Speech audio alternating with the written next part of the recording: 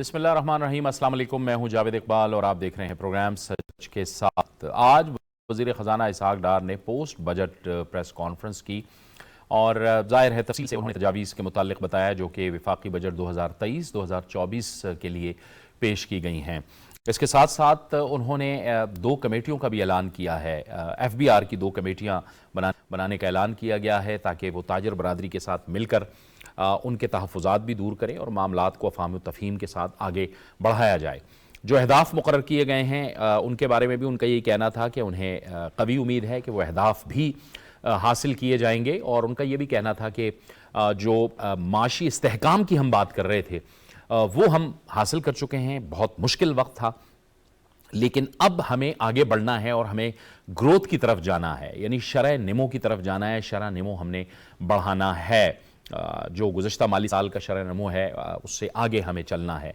ज़ाहिर है कि जो तरक्याती बजट, जो PSDP के लिए बजट रखा गया है, अगर वो मुकम्मल और दुरुस्त तरीके से इस्तेमाल होता है तो वो भी बहुत मददगार साबित होगा शरह निमो को हासिल करने के लिए। एक जो अहम बात थी, वज़ीर ख़ज़ाना ने ये भी कही कि पाकिस्तान डिफ़ॉल्ट नहीं करेगा। हमेशा से मुल्कों के पास प्लान बी होता है और हमारे पास भी प्लान बी है, लेकिन उन्होंने कहा कि पब्लिकली वो इस हवाले से बात नहीं कर सकते।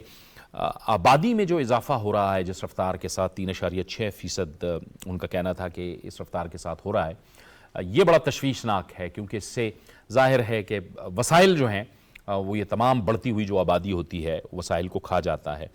तो इस पे भी बहुत तवज्जो देने की ज़रूरत है। SMEs के लिए भी एक स्कीम या प्लान मनसूबाबंदी करने की ज़रूरत है। ये तो वो तमाम मामलात थे जो कि माशी इस्तेहकाम के हवाले से बात हो रही थी और चूँकि बजट था इंतहाई अहम था। लेकिन आज दो बड़ी अहम जो हैं वो डेवलपमेंट्स हुई हैं इंटरनेशनल सतह पे। एक तो बजट में ओवरसीज़ पाकिस्तानीज़ के लिए अमरात का ऐलान किया गया है, लेकिन अमेरिका और बरतानिया में दो अहम पेशरफ्तें हुई हैं, दो खतूत लिखे गए हैं। एक ख़त जो पाकिस्तानी नजाद एसोसिएशन ऑफ फिजिशंस हैं अमेरिका के अंदर, उन्होंने अमेरिकी हुकूमत और इदारों को लिखा है, जिसमें उनका ये कहना है, यानी उन्होंने अमेरिकी हुकूमत को मशवरा दिया है कि आप किसी भी तौर से पाकिस्तान के जो अंदरूनी मामलात हैं उसका हिस्सा ना बनें या उसमें जो है मुदाखलत करने की कोशिश ना करें। और ऐसा नहीं लगना चाहिए कि अमेरिका जो है वो किसी एक फरीक के साथ खड़ा है। लेकिन इससे भी बड़ी एक पेशरफ जो है वो बरतानिया में हुई है। बरतानिया में मुमताज़ माहिर कानून हैं बैरिस्टर अमजद मलिक साहब, उन्होंने बरतानवी हुकूमत को, बरतानवी वज़ीर आज़म को एक ख़त लिखा है और जिसका जो खुलासा है वो कुछ इस तरह से है कि उन्होंने ये कहा है कि PTI ने अंदरूनी और बैरूनी मुल्क पाकिस्तानी मुखालिफ जहरीली मुहिम चलाई है। 9 मई के हवाले से उन्होंने तफसील से लिखा है बरतानवी वज़ीर आज़म को, और उन्होंने अपने ख़त में ये बताने की कोशिश की है कि जो तमाम तबक़ा फ़िक्र से ताल्लुक़ रखने वाले लोग हैं उन्होंने ये आतिश ज़नी और जो फसादात इन्होंने किए हैं बलवाइयों ने, उसकी शदीद अल्फाज में मज़म्मत की है। तो प्रोग्राम में हम बजट पे तो बात करेंगे भी, लेकिन इसके साथ साथ पाकिस्तान की सियासत के हवाले से भी हम बात करेंगे। तो इस वक्त हमें बरतानिया से ज्वाइन कर रहे हैं मारूफ माहिर कानून हैं, इंग्लैंड एंड वेल्स की सुप्रीम कोर्ट में प्रैक्टिस करते हैं, Pakistan supreme court bar association के भी ताहयात मेंबर हैं, इंसानी हुकूक के हवाले से भी इनका बड़ा काम है। जनाब बैरिस्टर अमजद मलिक हमें ज्वाइन कर रहे हैं बरतानिया से। बैरिस्टर साहब, आपको बहुत खुशामदीद कहते हैं अपनी इस गुफ्तगू में, आपकी तरफ आते हैं, लेकिन मज़ीद मेहमानों का भी तारुफ करवा दूँ। हमें ज्वाइन कर रहे हैं लाहौर स्टूडियोज़ में सीनियर सहाफ़ी और तज्ज़ियाकार जनाब सलमान गनी। सलमान गनी साहब, आपको भी बहुत खुशामदीद।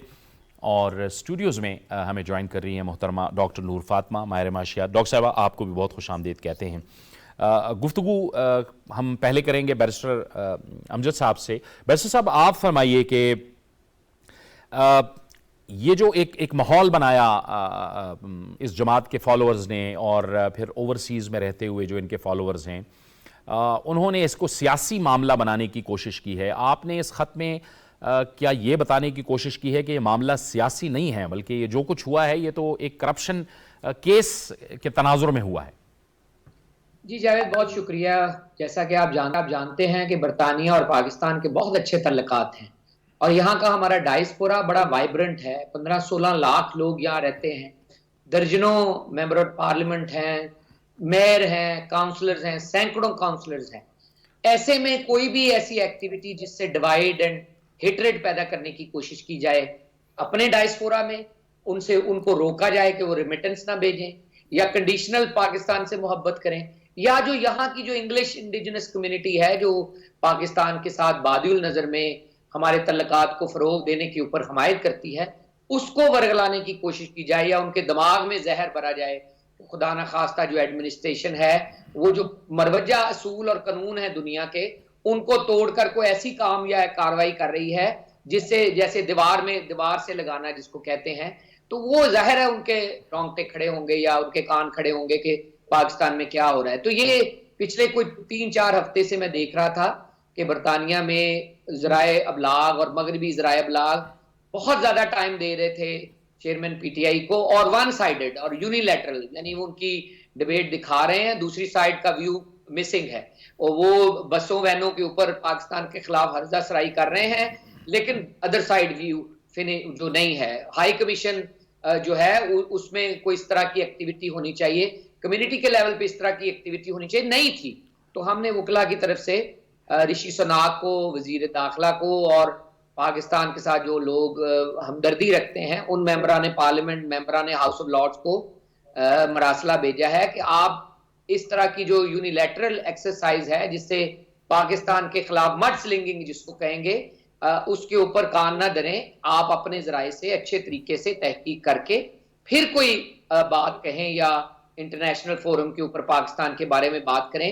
पाकिस्तान में अदलिया आजाद है, बल्कि हम ख्याल है, और इमरान खान को तो जितनी सहूलत मिल रही है, हमने तो 3 रीजॉइंडर इनके वक्त में भेजे हैं जो अपोजिशन को, इन्होंने 100 दिन से ज्यादा के तो गिने नहीं जा सकते इतने लोग थे जो जेलों में थे, जो बेल के बगैर थे, और जिसके ऊपर हायर जुडिशरी ने नैब के ऊपर जो उन्होंने लिखे, उनके बेल की जमानतों के ऊपर जो उन्होंने केसेस जो जजमेंट्स लिखी, तो हमने तो कहा कि आप उनको देखेंगे प्रोफेसर और जो लॉयर्स खवातीन के साथ इनका सलूक था, तो उस तरह का तो अशरे शीर भी नहीं है जो इस वक्त इनके साथ सलूक रखा जा रहा है। तो आप काइंडली डायस्पोरा को डिवाइड करने की कोशिश ना करें। डायस्पोरा के अपने बड़े मसाइल हैं, ओवरसीज पाकिस्तानियों के पाकिस्तान में रिप्रेजेंटेशन, जायदादों का आने जाने में सहूलियात का बहुत ज्यादा इश्यूज हैं, तो उसकी तरफ तवज्जो देनी चाहिए, जिसकी तरफ इमरान हुकूमत बिल्कुल नहीं दी।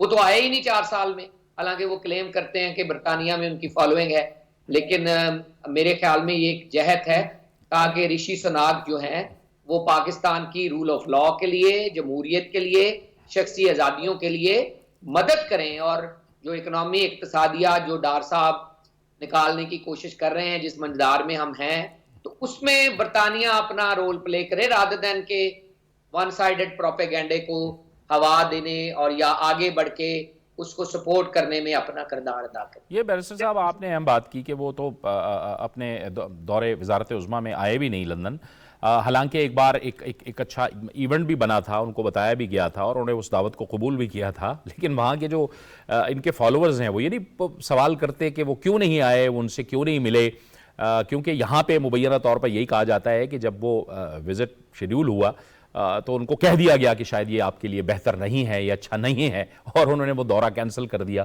तो अगर इस किस्म की गैर संजीदगी होती है इस बड़ी पोजीशन पे बैठ के, तो उनके फॉलोअर्स को ये सवाल नहीं करना चाहिए बजाय इसके कि वो बाहर निकल के और इदारों के खिलाफ और शख्सियात के खिलाफ जो है वो नारेबाजी शुरू कर देते हैं।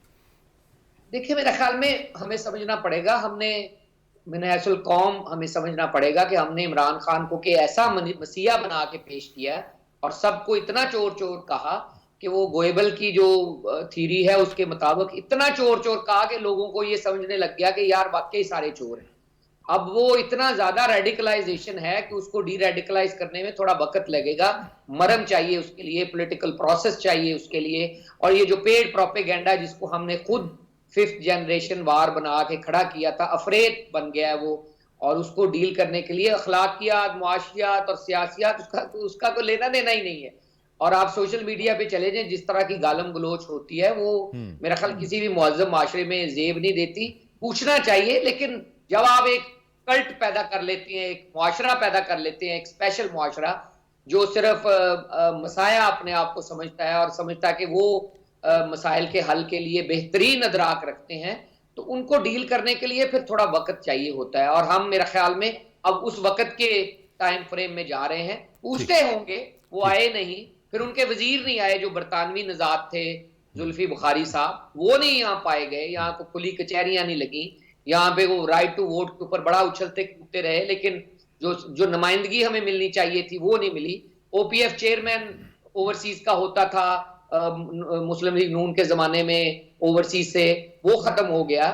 ایڈوائزری کاؤنسل ڈیفنکٹ ہو گئی، اور ون ونڈو آپریشن نہیں ہوا انویسٹمنٹ کے اوپر.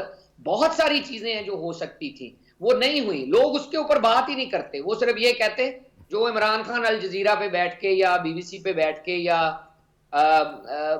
مورگن کے ساتھ بیٹھ کے بات کر رہے ہیں، بس وہ اچھی انگریزی بولتے ہیں، وہ ٹھیک کہہ رہے ہیں. وہ اس پہ فسطائیت کا الزام لگا رہے ہیں، وہ ڈیٹینشن میں ہراسمنٹ کا الزام لگا رہے ہیں، وہ بالکل جانچے بغیر، فیکٹ فائنڈنگ کسی بھی طرح کی کمیشن کی انکوائری یا رپورٹ کے بغیر وہ اس طرح کے الزام لگا رہے ہیں. حالانکہ 9 مئی کو میرے خیال میں جس طرح کا لا انفورسمنٹ نے رد عمل یا پیشنس دکھایا ہے کہ کوئی ایک آدمی بھی ہلاک نہیں ہوا، جس سے اندازہ ہو سکتا ہے کہ ان کو اتنا فری ہینڈ دیا گیا جو کہ سمجھ سے بالا تر ہے. اور اسی لیے ہم آج دیکھ رہے ہیں کہ ایک طرف ایک دفعہ بھی ان کی صحیح معنوں میں مذمت نہیں آئی. یہ بات درست کہہ رہے ہیں کہ قانون نافذ کرنے والے اداروں نے اس موقع پر اس بات کا خاص اہتمام اور خیال رکھا کہ کسی کو کوئی جانی نقصان، کسی کا جانی نقصان نہ ہو، اور کوئی ان واقعات سے جو ہے کسی کا اتنا بڑا نقصان نہ ہو. لیکن بہرحال املاک کا نقصان ہوا، سرکاری املاک کا نقصان ہوا،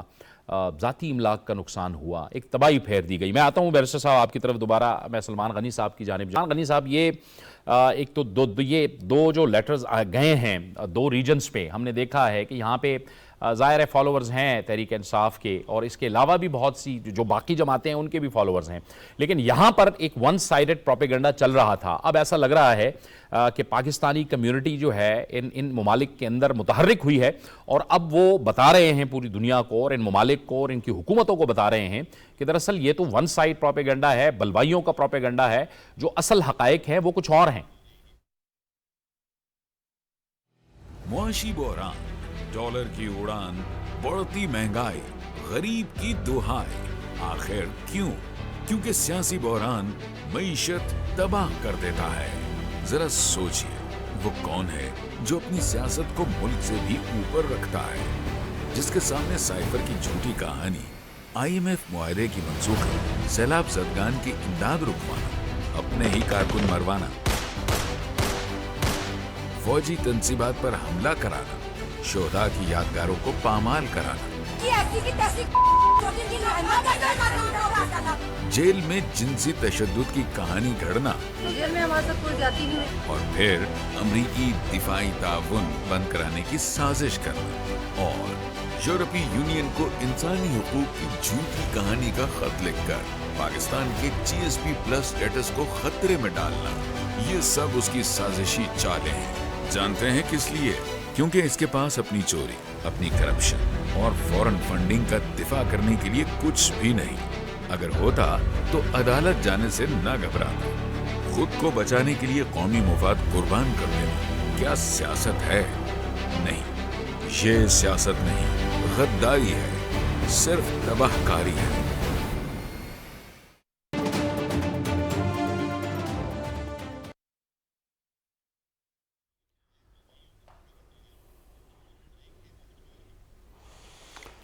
شکریہ جاوید. آپ نے جن دو مکتوب کا ذکر کیا جو وہاں کے آفیشلز کو بھجوائے گئے ہیں، دیکھیں میں ہمیشہ میری ایک رائے ہے کہ یہ جو اوورسیز پاکستانی ہیں یہ پاکستان کے حوالے سے ہم سے زیادہ جذباتی ہیں، اور انہوں نے ہمیشہ ایک ایسا کردار ادا کرنے کی کوشش کی ہے ایک جس کی بنیاد پر پاکستان کی معاشی صورتحال بہتر ہو. جہاں تک امریکہ کی آپ نے بات کی تھی کہ انہوں نے کہا کہ پاکستان کے اندرونی معاملات میں مداخلت نہ کریں، میں ایک سوال آپ سے کرتا ہوں کہ آخر کیا وجہ ہے کہ پاکستان کے اندر پیدا شدہ صورتحال اور خصوصاً جو 9 مئی کا ایک سیاہ باب جو رقم ہوا ہے اس کے بارے میں سب سے زیادہ تکلیف امریکنز کو، امریکہ کے بعض سفارتکاروں کو کیوں کر ہوئی؟ دیکھیں سب سے پہلے اس پہ ٹویٹ کس نے کی؟ زلمے خلیل داد نے. جس کی پاکستان دشمنی کوئی ڈکی چھپی نہیں رہی. وہ پاکستان کے حوالے سے ایک اس کا متسبانہ کردار رہا ہے. افغانستان جہاں جہاں پر وہ تعینات رہے, کہیں خانہ جنگی ہوئی, کہیں قتل و غارت کا بازار گرم ہوا, اور پھر جب آپ انسانی حقوق کی بنیاد پہ کچھ کانگریس مین نے ایک لیٹر لکھا, تو میں نے اس وقت بھی ایک جواب دیا تھا اپنے ایک پروگرام میں کہ انسانی حقوق کی خلاف ورزی سب سے زیادہ مقبوضہ کشمیر میں ہو رہی ہے, اور مقبوضہ کشمیر کی ریزولیشنز کے حوالے سے امریکہ کا ایک رول تھا, اس پہ انہوں نے کس حد تک آواز اٹھائی. اور ابھی میرے بھائی لندن سے بیرسٹر امجد جو بات کر رہے تھے کہ جی ماضی کی حکومت میں یہ کیوں نہیں ہوا. دیکھیں بات یہ کہ جب کوئی حکومت بس اقتدار آتی ہے جاوید, اس کے پاس ایک منشور ہوتا ہے, ایک پروگرام ہوتا ہے. 3.5 سال کی حکومت کے دور میں کوئی ایک ایسا کریڈٹ ہے جس کا وہ اظہار کر سکے ہوں سوائے اس بات کے کہ میں نے اسکور سیٹل کرنے ہیں, کہ میرے مخالفین چور اور ڈاکو ہیں. اور پاکستان کے اندر ان 3.5 سال کے اندر ایک انتشار, ایک خلفشار, ایک تناؤ, ایک ٹکراؤ, ایک الزام تراشی اور ایک گالی گلوچ. آج جب ہم اپنی معاشی صورتحال کی بات کرتے ہیں, دیکھیں جاوید میں آپ کو بتاتا چلوں کہ 2017 میں ہمارے معاشی انڈیکیٹرز کیا تھے. ہم پاکستان کی دنیا کی 24ویں بڑی معیشت تھے, آج ہم 47 پہ پہنچ گئے ہیں. اور اگر اسی رفتار سے پاکستان کے معاشی حوالے سے اقدامات جاری رہتے تو ہم G20 کا حصہ بنتے. آج جب پاکستان کی معاشی صورتحال کی ہم بات کرتے ہیں تو آخر یہاں تک یہ نوبت کیوں آئی. دیکھیں ہمیں کھل کے بات کرنی چاہیے کہ 2017 تک معاملات آگے کی طرف جا رہے تھے. سی پیک پر بڑے مؤثر انداز پہ عمل درآمد ہو رہا تھا. پاکستان کے لوگوں کے اندر ایک امید اور آس تھی, روزگار کے ذرائع سامنے تھے, اور مہنگائی قطعاً اس صورتحال میں نہیں تھی. اور آپ اس کی تردید یا تصدیق کر دیں کہ اس وقت روٹی کی قیمت 5 روپے تھی, آج 20 اور 25 روپے ہے. پاکستان کا مسئلہ کبھی روٹی اور دال نہیں رہا. آخر ہم یہاں تک کیوں کر گئے. اور جو بجٹ آیا ہے, دیکھیں بات میں بجٹ پہ تھوڑی سی بات کرنا ضروری سمجھتا ہوں کہ پاکستان کا بڑا چیلنج ہے وہ معاشی چیلنج ہے, اور معاشی چیلنج سے نبٹنے کے لیے پاکستان کی لیڈرشپ کو سنجیدہ اقدامات کرنے کی ضرورت ہے. دیکھیں ہم جب 9 مئی کے واقعات کا ذکر کرتے ہیں تو میری پہلے دن سے یہ رائے ہے کہ یہ ایک منظم سلسلے کی کڑی تھی. یہ پاکستان کی معاشی صورتحال پہ اثر انداز ہونے کی بڑی سنجیدہ کوشش تھی, اس لیے کہ اس کے لیے ایک ماحول بنایا جا رہا تھا. یہ کسی گرفتاری کا فوری رد عمل نہیں تھا. آپ کو یاد ہے کہ کون سا پاکستان کے اندر یہ کہتے نظر آ رہے تھے کہ پاکستان دیوالیہ ہو جائے گا. کنہوں نے یہ کمپین کی کہ پاکستان سری لنکا بننے جا رہا ہے, یہ ہمارا دشمن نہیں کہہ رہا تھا. یہ باتیں پاکستان کے اندر سے ہو رہی تھی. اور میں سمجھتا ہوں کہ ابھی جو 3 روز پہلے فارمیشن کمانڈرز کی کانفرنس ہوئی ہے, انہوں نے بڑی درست لائن لی ہے کہ اس کے پیچھے کیا مائنڈ سیٹ تھا, حملہ آور کون تھے اور سہولت کار کون تھے. یہ میں سمجھتا ہوں کہ ان کے اندر ایک یکسوئی اور سنجیدگی کا اظہار ہے, اور اس مائنڈ سیٹ کو ایکسپوز ہونا چاہیے. دیکھیں پاکستان کی سیاسی تاریخ میں جاوید کبھی پاکستان کی کسی پولیٹیکل فورس نے اپنی فوجی تنصیبات اور املاک پہ کبھی بری نظر نہیں ڈالی تھی. کیا دشمن کو یہ جرت ہو سکتی تھی کہ وہ لاہور کے کور کمانڈر ہاؤس کو ٹارگٹ کرے؟ یہ کون تھے؟ دیکھیں میں ہمیشہ سیاسی کارکنوں کا حامی رہا ہوں. سیاسی کارکن ہمیشہ اپنے اداروں کے ساتھ ایک یکجہتی کا اظہار کرتا ہے, اور جو سیاسی لیڈرشپ ہوتی ہے وہ اپنا سیاسی راستہ نکالنے کی کوشش کرتی ہے. اس بات کی تحقیقات ہونا بہت ضروری ہے. جب فارمیشن کمانڈرز میں یہ بات ہو رہی ہے کہ مائنڈ سیٹ, تو یہ مائنڈ سیٹ کے لیے جوڈیشل کمیشن قائم ہونا چاہیے, اس لیے کہ پاکستان نے آگے کی طرف جانا ہے. جہاں تک معاشی صورتحال کی بات ہے میں پھر اسی طرف آؤں گا.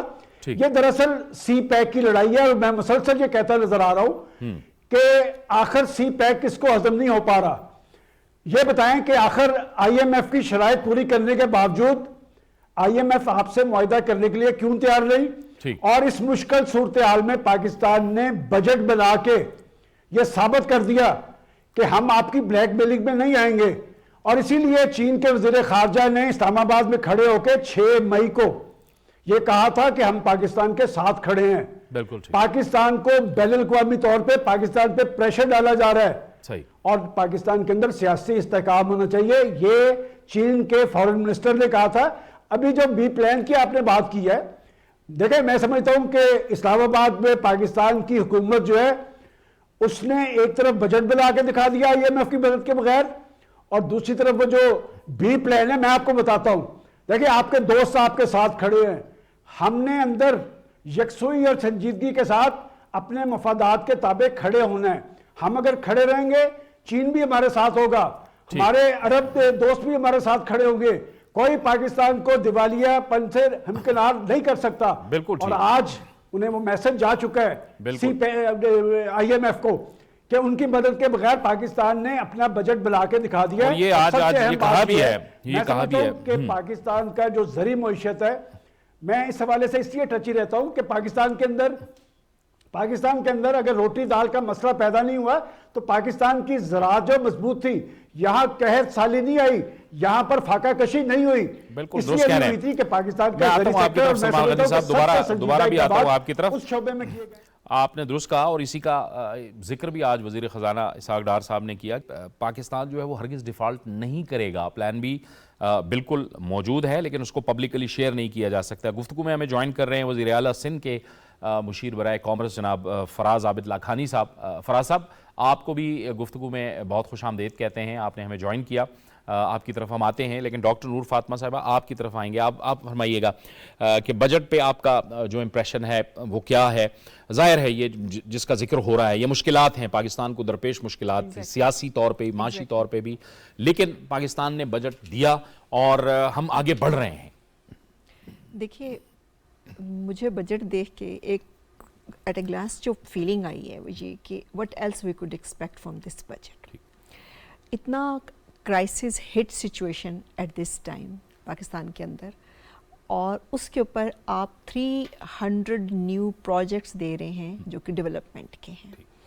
اس کے اندر آپ ٹارگیٹڈ سبسڈیز دے رہے ہیں جو کہ آپ کو پتہ ہے کہ آلریڈی IMF کے ساتھ ایک پوائنٹ آف ڈسکشن تو سبسڈی ہے کہ جی آپ سبسڈی کو گریجولی ختم کریں، لیکن پھر بھی یہاں ٹارگیٹڈ انہوں نے دینے کی کوشش کی. اس کے علاوہ آپ دیکھیں تو جو بسپ تھا اس کو کنٹینیو کر رہے ہیں. ڈیجیٹائزیشن کی بات ہوئی ہے، سولرائزیشن کی بات ہوئی ہے، سارے وہ سیکٹرز، ایگریکلچر سیکٹر جو کہ آج تک میں سمجھتی ہوں کہ بہت اگنورڈ رہا ڈسپائٹ کہ وی آر ایگریرین سوسائٹی. اور جس طرح سے غنی صاحب نے کہا کہ جی ہمارے ہاں زیادہ پرابلم اس لیے ابھی تک سیکیورٹی، فوڈ سیکیورٹی کی نہیں ہوئی ہے because of the agriculture, but still وہ پروڈکشن یا وہ ہم نے اس کو فوکس نہیں کیا تھا وہ کیا. یہ ایک ایسا گرے ایریا سمجھ لیں جس میں انہوں نے IMF کے ہوتے ہوئے بھی اس گرے ایریا کا ایک اپرچونٹی لی ہے اور ایک بجٹ دیا ہے. اب یہ ہے کہ نیچرلی ایک چیز ایگزسٹ تو کرتی ہے کہ ہمارے پاس ابھی IMF کو وہ ایگریمنٹ جو، اور خاص طور بھی وہ ٹرانچ جو بھی ہمیں ریلیز ہونی ہے وہ نہیں ہو پائی ہے. اب کتنے فگرز جو ہیں وہ اس کو وہ ریسیٹ کرنا پڑتا ہے، یا کتنی اس کو آپ کو سارے جو پروگرامز ہیں اس کو دیکھنا پڑتا ہے، ریوائز کرنا پڑتا ہے. وہ ایک سچویشن ہے آپ کی نیگوسیشنز پہ اگین. لیکن ہیونگ سیڈ دیٹ، اس وقت آپ بجٹ کو اگر دیکھتے ہیں تو کوائٹ ڈیولپمنٹل بجٹ، ایک جیسے کہنا چاہیے کہ without having any kind of significance of all those cliches جو ہم IMF کی وجہ سے فیل کر رہے تھے کہ جی یہاں. اور اس کے اوپر جو انٹرسٹنگ چیز ہے وہ میں سمجھتی ہوں ایز اے پولیٹیکل اکانومسٹ جو میرے لیے بڑی تھوڑی ڈفرینٹ تھی، وہ IMF کی اسٹیٹمنٹ کہ انہوں نے کہا جی ہم آپ کو واچ کر رہے ہیں، کہ ہم آپ کو دیکھ رہے ہیں کہ آپ نے کیا. تو انہوں نے یہ کہا کہ آپ بالکل دیکھ رہے ہیں تو ہم نے یہ بنا دیا ہے. ناؤ لیٹس ٹاک جو اس کے اوپر ریویژن کیا ہوتی ہے، کیسے ہوتا ہے. بٹ ہیونگ سیڈ دیٹ اس کو دیکھ کے ایٹ ایک لاسٹ جو فیلنگ ہوتی ہے وہ یہ کہ کوائٹ ڈیولپمنٹل، کوائٹ اپٹمسٹک. اور جو یہ بات کہنا چاہ رہے ہیں، جیسے غنی صاحب نے بھی کہا اور بہت عرصے سے میں تو یہ بات کہتی تھی کہ ایک پولیٹیکل لیڈر یا اور اس کے ساتھ جو لوگ فالو کر رہے ہیں، جب آ کے آپ پبلک میڈیا پہ یہ بات کرتے ہیں کہ جی خدا نہ خاصا ڈیفالٹ ہو جائے گا، آپ اپنی ذمہ داری سے خود کو کیسے علیحدہ کر رہے ہیں اس بات سے. اور اسپیکولیشنس میں ایسٹ ایشین کرائسس جو ہیں، میرے جو ساتھی فیلوز ہیں وہ سب یہ بتائیں گے، ایسٹ ایشین کرائسس میں سب سے بیسک ریزن جو ہے 90s میں وہ اسپیکولیشنس تھیں. اور یہ اسپیکولیشنس آپ پاکستان میں بھی دیکھیں, ڈالر کیسے اوپر چلا جاتا ہے جیسے ہی آپ یہ بات کرتے ہیں, نیکسٹ ڈے آپ کی اسٹاک مارکیٹ کیسے گرتی ہے جیسے ہی آپ یہ بات کرتے ہیں, آپ کی انویسٹمنٹ کیوں کم ہو جاتی ہے, آپ کے انویسٹمنٹ جو آپ کے انویسٹرز ہیں ان کا ٹرسٹ آپ کے اوپر کیوں کم ہو جاتا ہے جیسے ہی آپ اسپیکولیشن کرتے ہیں. بالکل ٹھیک, تو اس کو اگر آپ مائنڈ میں رکھیں اور یہ جو سچویشن ہے بجٹ کی دیکھیں تو کوائٹ اپٹمسٹک. ٹھیک ہے. فراز عابد لاکھانی صاحب کو گفتگو میں شامل کریں گے. فراز صاحب آپ بتائیے, سندھ کا بجٹ بھی آج پیش ہو گیا اور مرکز کا بجٹ تو پیش ہو چکا, مجموعی طور پر آپ کا کیا تاثر ہے؟ ظاہر ہے کہ اتحادی حکومت ہے اور مسائل کا سامنا تو ہے سیاسی سطح پر بھی, معاشی سطح پر بھی, IMF کے ساتھ بھی بات چیت چل رہی ہے, لیکن یہ ایک ممکنات میں سے جو ہو سکتا تھا وہ حکومت نے پیش کیا, بجٹ پیش کیا, اور ظاہر ہے جو ڈاکٹر صاحبہ نے بھی فرمایا کہ IMF بھی کہہ رہا تھا کہ ہم دیکھ رہے ہیں, لیکن وہ نواں ریویو ابھی تک ہمارا مکمل نہیں ہو پایا IMF کی وجہ سے. کیا لگتا ہے آپ کو کہ بہتری کی جانب ہم بڑھ رہے ہیں؟ There is absolutely no two things about it. ہم بہت بہتری کی طرف بڑھ رہے ہیں, لیکن دیکھیں انسٹیبلٹی از the cause. جہاں کہیں پہ بھی اکنامی کو اگر کوئی پرابلم ہوتی ہے تو وہ instability of the political side ہوتی ہے. اور میں آپ کو بتاؤں انڈر دا سرکمسٹانسز جو بہترین طریقے سے اس کو مینیج کیا جا سکتا تھا وہ بجٹ میں مینیج کیا گیا ہے. اور آپ دیکھیں اس میں جو نہ کہ خالی ہم نے جو میں فیڈرل کو دیکھوں گا, اگر فیڈرل کی بات کروں تو اس میں آپ دیکھیں ایکسپورٹ بڑھانے کے لیے آئی ٹی سیکٹرز میں مراد دی, آئی ٹی سیکٹر سے ٹیکس ہٹا دیا گیا. آپ دیکھیں امپورٹ پہ ڈیوٹی نہ ہونے کے برابر کر دیے. کوئی بھی آئی ٹی ریلیٹڈ آپ اکوپمنٹ منگائیں تو that will obviously enhance the IT sector بڑھے گا تو ایکسپورٹس بڑھیں گے. ایکسپورٹ کا ہمارا مین مقصد ہی ایکسپورٹ بڑھانا ہے. اس کے علاوہ بھی آپ ٹیکسٹائل پہ دیکھیں کافی ساری چیزوں پہ ڈیوٹیاں کم کر دی گئی ہیں. لیکن میں جنرل پبلک کی اگر جب بات کریں کموڈیٹیز پہ تو اس پہ تو کوئی ایڈیشنل نہیں لگا ہے. جو مین اگر ٹیکس بڑھانے کی کوشش کی گئی ہے یا لگانے کی کوشش کی گئی ہے وہ تو ان جگہوں پہ لگانے کی کوشش کی گئی ہے جہاں پہ جو لوگ ٹیکس نہیں دیتے یا جن کی انکم مور دین 150 ملین سے ابو ہو, جن کی انکم 150 ملین سے اوپر ہو یا 200 ملین پہ ہو, ان کے سلیبس پہ لگائی گئی ہے. تو آپ یہ سب چیزیں دیکھیں, یہ بہتری کی طرف ہی رجحان ہے. لیکن میں آپ کو پھر بتا دوں یہ سب چیزیں ایک طرف, we need a political stability also. اور جو یہ پولیٹیکل اسٹیبلٹی خاص طور پہ جو ایک پارٹی ہے جس کو جو نا پارٹی کہتے ہیں سب, میں تو اس کو ایکسٹریمسٹ کہتا ہوں, یہ پارٹی نہ ہونے کے برابر پارٹی ہے جس کی جو پلان جو ہے نا زمان پاک میں بیٹھ کے بنتے ہیں اور جو ایکسٹریمسٹ حرکتیں کرتے ہیں وہ عناصر وہ کام کرتے ہیں جو دشمن کام نہیں کرتا. انفارچونیٹلی میں ان کو اگر دیکھوں اور انہوں نے جو پھیلایا ہے ایکسٹریمزم ہماری سوسائٹی میں, وہ اس سے صرف نقصان ملا ہے ہمارے لوگوں کو, ہمارے ملک کو. اور میں ادھر یہ بھی کہنا چاہوں گا کہ جن میں جو اس میں موجود تھے, میں چاہتا ہوں کہ ان کے اگینسٹ میں اسٹرکٹ اسٹرنجنٹ ایکشن ہونا چاہیے. they should be held accountable for it. because دیکھیں ہمارے کوئی دشمن ممالک نے یا دشمن نے کبھی کوئی ایسی چیز نہیں کر بیٹھا.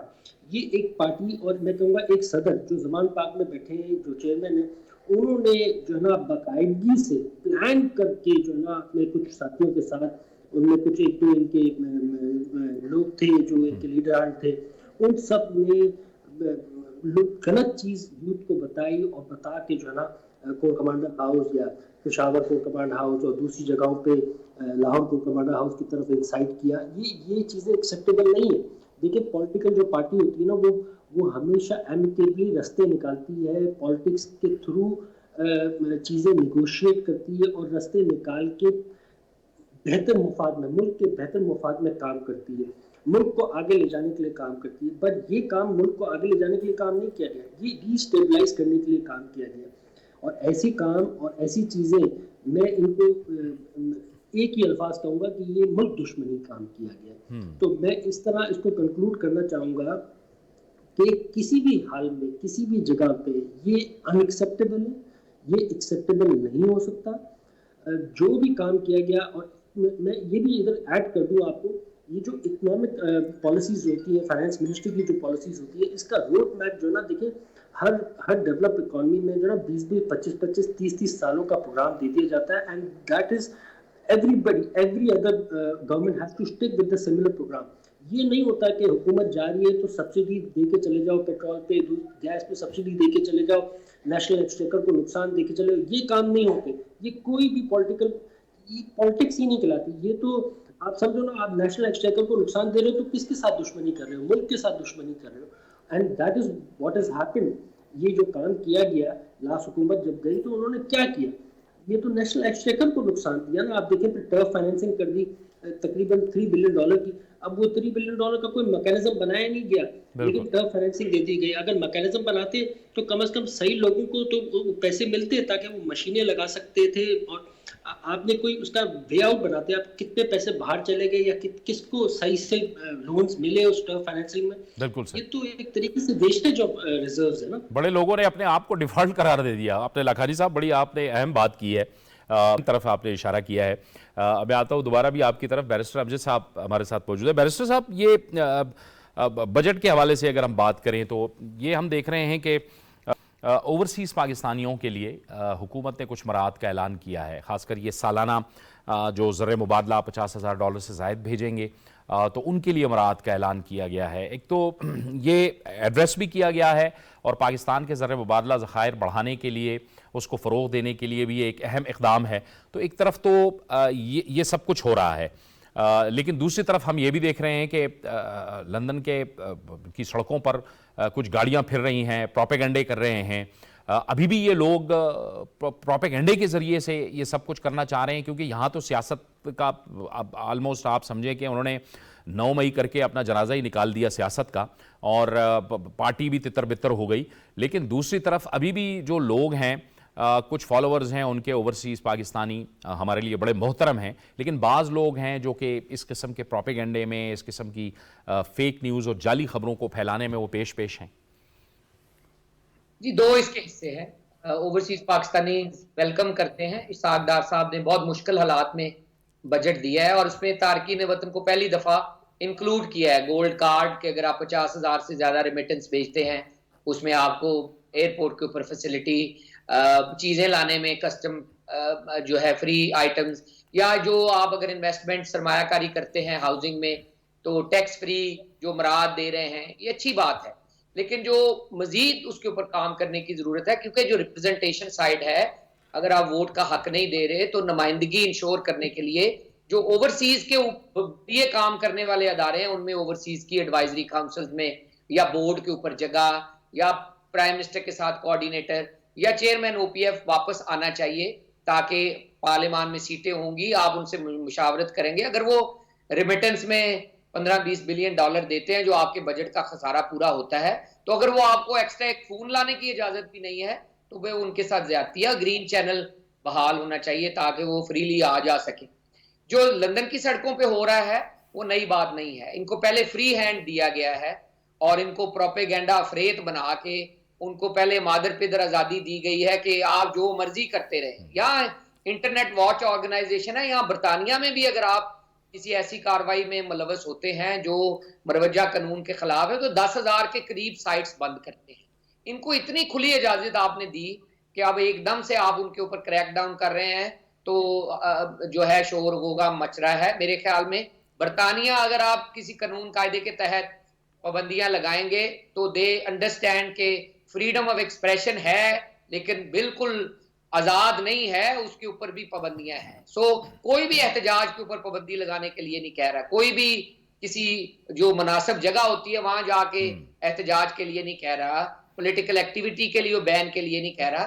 لیکن آپ مادر پدر آزادی تو نہیں دے سکتے کہ آپ اداروں کے خلاف جھوٹی خبر پھیلائیں, یا آپ ججوں کے خلاف جھوٹی خبر پھیلائیں, یا ایسی خبریں پھیلائیں جن کا دور دور تک فیکچول کوئی ہو ہی نہ تعلق. تو سلمان صاحب کی جو رائے ہے وہ اچھی ہے کہ آپ ایک جوڈیشل کمیشن ہونا چاہیے جس میں دودھ کا دودھ پانی کا پانی سامنے آئے.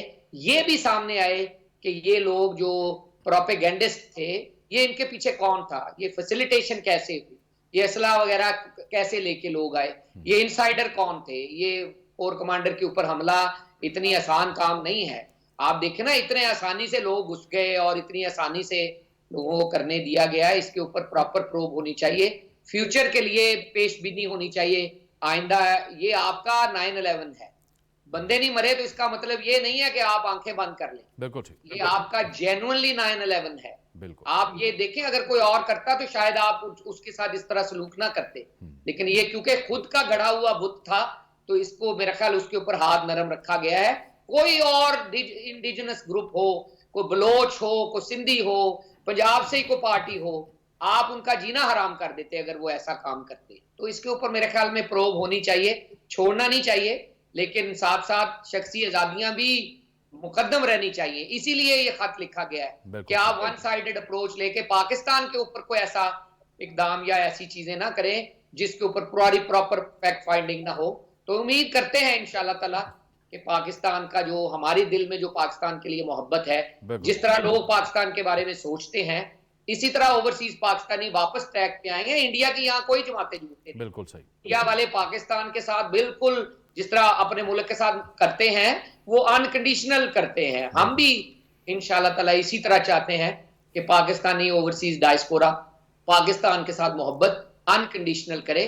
اس کے لیے یہ نہ ہو کہ آگے کون حکومت میں. بالکل ٹھیک, بالکل ٹھیک. بہت بہت شکریہ, بہت بہت شکریہ بیرسٹر علی کا, آپ ہمیں لندن سے جوائن کر رہے تھے اس پروگرام میں. باقی مہمان ہمارے ساتھ رہیں گے. ایک بریک کا وقت ہوا چاہتا ہے, بریک لیں گے, بریک کے بعد گفتگو کو آگے بڑھائیں گے. معاشی بحران, ڈالر کی اڑان, بڑھتی مہنگائی, غریب کی دہائی. آخر کیوں؟ کیونکہ سیاسی بحران معیشت تباہ کر دیتا ہے. ذرا سوچئے, وہ کون ہے جو اپنی سیاست کو ملک سے بھی اوپر رکھتا ہے, جس کے سامنے سائفر کی جھوٹی کہانی, IMF معاہدے کی منسوخی, سیلاب زدگان کی امداد رکوانا, اپنے ہی کارکن مروانا, فوجی تنصیبات پر حملہ کرانا, شہداء کی یادگاروں کو پامال کرانا, جیل میں جنسی تشدد کی کہانی گھڑنا, جیل میں ہمارے ساتھ کوئی زیادتی نہیں ہوئی, اور پھر امریکی دفاعی تعاون بند کرانے کی سازش کرنا, اور یورپی یونین کو انسانی حقوق کی جھوٹی کہانی کا خط لکھ کر پاکستان کے GSP+ سٹیٹس کو خطرے میں ڈالنا. یہ سب اس کی سازشی چالیں ہیں. جانتے ہیں کس لیے؟ کیونکہ اس کے پاس اپنی چوری, اپنی کرپشن اور فورن فنڈنگ کا دفاع کرنے کے لیے کچھ بھی نہیں. اگر ہوتا تو عدالت جانے سے نہ گھبراتا. خود کو بچانے کے لیے قومی مفاد قربان کر دینا کیا سیاست ہے؟ نہیں, یہ سیاست نہیں, غداری ہے, صرف تباہ کاری ہے.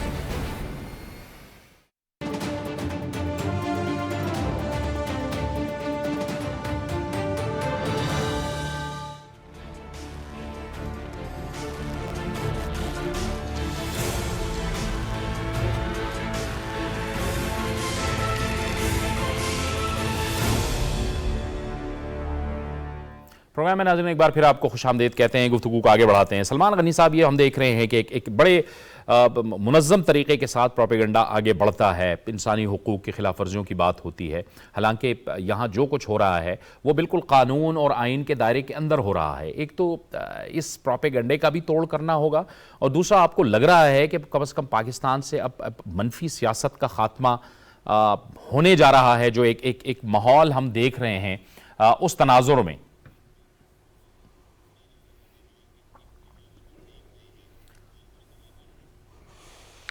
جاوید, اچھا ہوتا کہ بیرسٹر امجد بھی ساتھ ہوتے, چونکہ انہوں نے 2 دفعہ ذکر کیا کہ 9 مئی کے واقعات کے حوالے سے یہاں پر شاید مادر پدر آزادی تھی.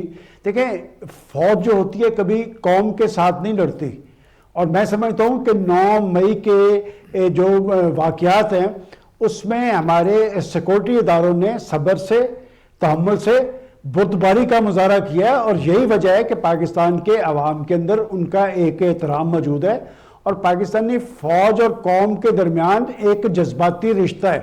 جاوید, آپ کو یاد ہوگا کہ میں آپ کے پروگرام میں کہا کرتا تھا کہ آخر دشمن جو ہے وہ جب پاکستان کو غیر مستحکم کرنے کی بات کرتا ہے تو اس کا اصل مقصد کیا ہے کہ وہ فوج اور قوم کے درمیان فاصلے پیدا کرنا چاہتا تھا, اور یہ فاصلے دشمن نے تو پیدا نہیں کیے, پاکستان کے اندر ایک ماحول طاری کرنے کی کوشش کی گئی ہے. اور 9 مئی کے سیاہ ترین باب سے ایک شر سے خیر کا پہلو یہ ہے کہ پاکستانی عوام کی آنکھیں کھل گئی ہیں اور انہیں اس بات کی پہچان ہو گئی کہ کس شخص کو کس طرح پاکستان پر مسلط کیا گیا. اور میں پھر وہی فکرہ دہراؤں گا فارمیشن کمانڈرز کانفرنس کا کہ صرف مائنڈ سیٹ کو ہی ایکسپوز نہیں کرنا بلکہ سہولت کار کون تھے اور حملہ آور کون تھے انہیں ان کے انجام پہ پہنچانا ہے. پاکستان کے اندر پاکستان کی 75 سالہ تاریخ میں کسی سیاسی جماعت نے کسی سیاسی ورکر نے یا کسی لیڈرشپ نے فوج کے سیاسی کردار کو تو ٹارگٹ کیا ہوگا لیکن انہوں نے اپنی فوجی تنصیبات یا املاک اور خاص طور پہ شہداء اور غازیوں کی یادگاروں کی طرف انہیں سراستے تو نظر آئے ہیں, کبھی بری نظر نہیں ڈالی اور پاکستانی قوم نے سب کچھ دیکھ لیا. اب بات یہ کہ جی ایک بات میں ضرور کہوں گا کہ سیاسی قاتلوں شرپسندوں اور بلوائیوں کے درمیان امتیاز ضرور برتا جانا چاہیے. اور آپ نے جس قانونی کارروائی کی بات کی ہے, دیکھیں بات یہ کہ اگر فوجی ایکٹ کے تحت کارروائی ہو رہی ہے تو یہ فوجی ایکٹ قومی اسمبلی کے اندر منظور ہوا ہے. اور میں آپ کو یاد کرواتا چلوں اس سے پہلے خود نواز شریف صاحب بھی دہشت گردوں کے خلاف ٹرائل کے حوالے سے فوجی ایکٹ کو سپورٹ کرتے رہے ہیں اور خود سابقہ جو حکمران لیڈر تھے وہ بھی اس کی تائید کرتے نظر آئے ہیں. بات یہ کہ یہ اس لیے قانونی کارروائی ضروری ہے, اس لیے ان شرپسندوں کو انجام پہ پہنچانا ضروری ہے تاکہ مستقبل میں ایسے کسی واقعے کا اعتبار نہ ہو. دوسری بات لاکھانی صاحب ایک بات کر رہے تھے وہ بالکل درست ہے. دیکھیں اگر آپ نے معاشی حوالے سے آگے کی طرف جانا ہے, پاکستان کے اندر معاشی استحکام قائم کرنا ہے تو اس کے لیے ضرورت ہے سیاسی استحکام کی. آج پرائم منسٹر صاحب نے بھی اس پہ بات کی ہے. دیکھیں ڈاکٹر صاحب تو یہ بتا رہے تھے کہ ہم آگے کی طرف کیسے جا سکتے ہیں لیکن پرائم منسٹر صاحب نے سیاسی استحکام پر زور دیا ہے اور یہ وہ پرائم منسٹر ہے جس نے بطور اپوزیشن لیڈر اس وقت کے پرائم منسٹر کی طرف صلح کا ہاتھ بڑھایا تھا. انہوں نے کہا تھا کہ سیاست اپنی جگہ, ہمیں اکانومی پہ چارٹر کرنا چاہیے تاکہ پاکستان آگے کی طرف بڑھے. دیکھیں پاکستان معیشت پر سیاست کا مکمل نہیں ہو سکتا اور آج جب ہم یہ کہتے ہیں کہ نیوکلیئر پاکستان ہے تو پھر ہم نے کشکول لے کے باہر نہیں جانا. پاکستان کے اندر خدا کے فضل و کرم سے اتنا پوٹینشل موجود ہے, قدرتی وسائل سے مالا مال ملک ہے. دراصل ہمیں معیشت کے حوالے سے یکسوئی اور سنجیدگی درکار ہے اور اگر آپ یکسوئی اور سنجیدگی سے اقدامات کرتے نظر آئیں گے تو پاکستان آگے کی طرف جائے گا. دیکھیں ڈاکٹر صاحب نے کہا کہ میں بی پلان نہیں بتاتا. دیکھیں بی پلان میں آپ کو بتاتا ہوں کیا ہے. آپ کے دوست آپ کے ساتھ کھڑے ہیں. یہ ساری لڑائی جو ہو رہی ہے یہ سی پیک کی لڑائی ہے. سی پیک ہضم نہیں ہو رہا. اور آخری فکرہ اگر مجھے کہنے کی اجازت دے کہ پاکستان کے پاس چوائس تھی کہ انہیں کہا گیا تھا پاکستان کی لیڈرشپ کو کہ سی پیک یا آئی ایم ایف, اور میں سمجھتا ہوں کہ پاکستان نے جواب نہیں دیا لیکن عملاً ثابت کر دیا کہ سی پیک ہماری معاشی خود انحصاری کے لیے ضروری ہے اور اسے خود انحصاری کی منزل پر پہنچنے کے لیے جو اقدامات کرنے ہوں گے کریں گے, اس لیے کہ برے وقت میں چین آپ کے ساتھ کھڑا ہے اور چین نے یہ بات باغ دوحل کہی ہے کہ آپ کو پاکستان کے اندر سیاسی استحکام لانا پڑے گا. میں سمجھتا ہوں گیند پاکستان کی پولیٹیکل لیڈرشپ کی کوٹ میں ہے اور پاکستان کی پولیٹیکل لیڈرشپ کتنی سنجیدگی ظاہر کرتی ہے آنے والے دنوں میں یہ دیکھنا پڑے گا. فراز عابد لاکھانی صاحب, آپ کو بھی لگ رہا ہے وہی سوال میں اسی طرح کہ پاکستان میں بہرحال اب ایک جو نیگیٹو سیاست ہے اس کا خاتمہ ہو رہا ہے اور جو فہم و فراست ہے وہ اب آگے آ رہی ہے. اسی نتیجے میں ہم دیکھ رہے ہیں کہ ایک نئی جماعت بنی وہ جہانگیر ترین صاحب کی زیر قیادت. ایسا لگ رہا ہے کہ جو منفی سیاست ہے اس کا بہرحال اب خاتمہ ہو رہا ہے اور لوگ جو ہیں اور تمام سیاستدان بھی یہ سمجھ رہے ہیں کہ اب مل جل کر ہی پاکستان کو ہر صورت میں آگے بڑھانا ہے. دیکھیں اس میں کوئی شک نہیں ہے. میرا خیال ہے جس طریقے سے اب کام ہو رہا ہے اور جس طریقے سے آگے چیزیں چل رہی ہیں تو مجھے نظر آ رہا ہے آگے بہت بہتری کی نشانیاں نظر آ رہی ہیں. آپ نمبرز کو دیکھیں, میرے خیال سے کچھ مہینے پہلے کے نمبرز اٹھائیں آپ, $650 ملین کا ہم نے سرپلس کیا ہے, سی ایس کیا ہے, کرنٹ اکاؤنٹ سرپلس کیا ہے. آپ ان سرپلس کو دیکھیں, ایک مہینے 650, دوسرے مہینے $750 ملین. تو جی سرپلس جب آتا ہے جب آپ you manage the export import and you duly manage those things. So if you manage in the right direction تو آپ کے اس کے result end of the year کیا آئیں گے, $6-7 بلین کا سرپلس آ جائے گا کرنٹ اکاؤنٹ میں. یہی تو چیزیں ہوتی ہیں جو پازیٹیوٹی کی طرف لے کے جاتی ہیں. آئی ایم شیور ہم Pakistan is an export based country but we have to control on that side اور اس کو بہت اچھے طریقے سے میرے خیال سے مینیج کیا جا رہا ہے. اور اگر اسٹیبلٹی ملے, پولیٹیکل اسٹیبلٹی نوائز جو وہ نہیں ہونی چاہیے جو ہمارے ملک میں جو پچھلے 1 سال سے ایک نیگیٹو پروپیگنڈا کی وجہ سے چلی آ رہی تھی from long march to blockage of the roads to do all kinds of ill mannered things. جیسے کہ آپ نے بیان کیا بھی لندن میں، اب کراچی میں بھی، آپ پاکستان میں بھی دیکھیں، اسلام آباد میں بھی دیکھیں، لاہور میں بھی دیکھیں، ہر شہر میں دیکھیں. میں تو یہ سوال یہ کرتا ہوں کہ یہ جو ایک جماعت ہے زمان پاک والی، اس کی فنڈنگ کہاں سے ہے؟ کیا یہ جوش لابی کی فنڈنگ ہے؟ کیا یہ گولڈ سمتھ کی فنڈنگ ہے؟ کہاں سے فنڈنگ آ رہی ہے؟ کیا ایگزیکٹ قانونی ہاں جی بالکل قانونی جو ہے معاملات کا اس کو بہرحال سامنا کرنا ہے. ڈاکٹر آپ یہ بتائیے کہ پاکستان ایک تو سی پیک کے حوالے سے بھی پاکستان نے اپنا ایک اسٹرانگ ریزالو شو کیا، پروجیکٹس دوبارہ شروع ہو رہے ہیں، اور دوسرا ہم متبادل آپشنز پہ بھی جا رہے ہیں، ایران، روس، افغانستان کے ساتھ بارٹر تجارت، یعنی پاکستان ہر آپشن کو دیکھ رہا ہے. دیکھیے جو اچھی بات ہوئی ہے کچھ عرصے میں وہ یہ ہے کہ پاکستان کی جو فورن اینڈ اکنامک پالیسی، آج کل یہ دونوں چیزیں ساتھ ہیں، اس کے آبجیکٹیو ایک ہو گئے ہیں، فورن پالیسی کے اور اکنامک پالیسی کے، اور اس میں ہم نے ری اورینٹیشن شروع کر دی ہے. اور اس میں آپ دیکھیں کہ ہم نے رشیا کی طرف دیکھا، اس کی طرف آپ کی ری اورینٹیشن آف پالیسی ہوئی ہے. اس کے ساتھ اب ٹریڈ کی بات ہو رہی ہے آپ کے جو، اور وہ بھی بارٹر کی، اور جس میں آپ اپنے ڈالرز بچا سکتے ہیں. آپ جو ہیں سینٹرل ایشیا کی طرف جانا چاہ رہے ہیں، سینٹرل ایشیا سے بھی تعلقات بہتر ہو رہے ہیں، مڈل ایسٹ سے ہو رہے ہیں، ود ان دا ریجن ہو رہے ہیں، ایران سے ہو رہے ہیں. تو اس سے یہ ہوگا کہ ایک آلٹرنیٹ ہمیں ایک مل رہا ہے راستہ، کہ جہاں ہم صرف ایک ڈپینڈنس جو ہم نے رکھی تھی اس سے ہم کس طرح جا سکتے ہیں. سیکنڈ، ہم ڈائیورسیفائی کر سکتے ہیں، وہ جو ایک اسٹیگننٹ ہمارے ہاں ٹریڈ کا سسٹم ہے اس میں ہم ڈائیورسیفائی کر سکتے ہیں. اور یہ وہ ایریا ہے جہاں آپ کو بہت ڈفرینس نہیں ہے آپ کی اپنی پروڈکشن سے. ڈائیورسیفیکیشن کے ساتھ ساتھ ایک ڈپینڈنس کا، اور وہ جو ہمیں فریکچرڈ ریلیشن شپ پہ ہم گئے ہیں کہ جب بھی ضرورت ہوئی ہے وی آر دیئر، جب ضرورت نہیں ہے تو we are left on their mercy اور سم تھنگ. تو اس میں ہمیں چینجز آ جائیں گی.